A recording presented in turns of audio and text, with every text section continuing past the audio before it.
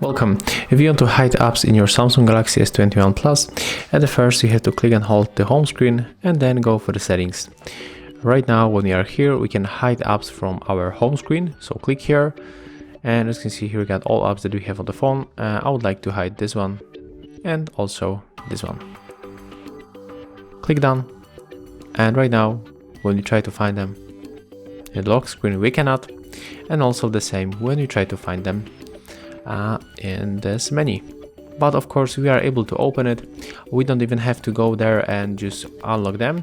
We can tap on the search pool and then we can type YouTube, and as you can see we can easily find them. So that's how we can hide apps from the home screen and from the menu. Thank you for watching. Leave thumbs ups, comments and subscribe to our channel.